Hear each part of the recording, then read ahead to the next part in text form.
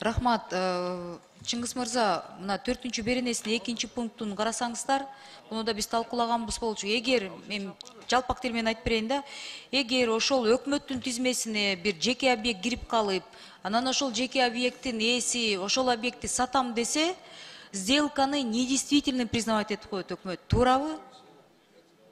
Жок, кыскача ооба же жок деп коюңуз.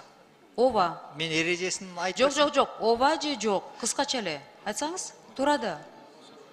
Если какой-то мындай кептин бар депутаттардын берген суроосу эмнеде болуп атат?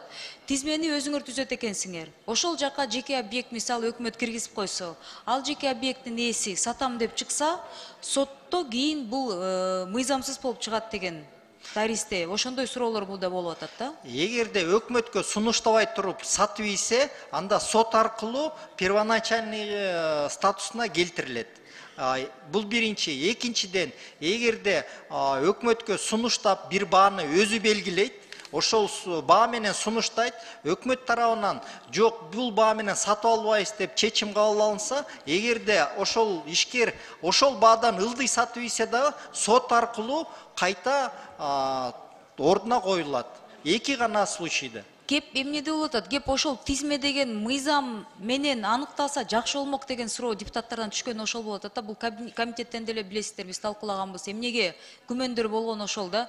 Өкмөт эч ким билбейт экен ал тизмени. Өкмөт өздөрүңөр түптөйт экенсиңер. Анан ким аяка кирет, ким кирбейт деген чоң суроолор болуп атат да. Мен коллегалар мен түшүнгөндө коллегалар ошол жагынан күмө болуп атат да. Кийин анан сделкалар болуп калса, аны дагы соттон жок бул мыйзамсыз деп чыгарып салат деп. Ошондуктан бул мыйзамды эми жок дегенде парламенттик окуудан өткөрсөк болмок. Азыр деле парламент угуулардан. Азыр деле мен ойлойм коллегалар биякта тиги четке каккыла Алтайга кетириле деген ал да жагы түшүнүктүү да. Күмөндөр көп болуп атат да. Биякта бул мыйзамда гидросооружение, суу сактагычтылар деп турат.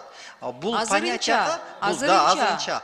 Бул понятияга. Бирок эртең өкмөттө кандай настроение болуп, кайсы объекттер кирип калат деген суроону ошон үчүн мыйзам менен киргизсек болмок деп, ошол жагынан коллегалардын суроосун ошол жагы болуп атат да.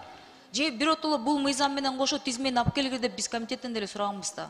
Биротоло. Элге ачык, айкын мына ушул тизме, бул тизме жылбайт, өзгөрбөйт деп, мынча мөөнөт деп ошентип тактап алсак болмок экен да. Азыр мындай болуп калып атат да, тизмени эч ким көргөн жок, ошол кагаз алып келген жоксуңар, анан күмөндөр болуп атат да. Анан парламенттик угуудан өткөрбөптүрбүз деп.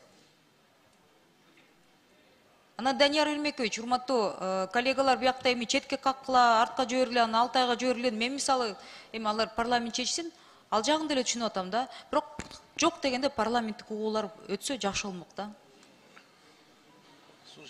Ошол парламенттик угууларды өткөрүү абдан жакшы сунуш болуп атат да.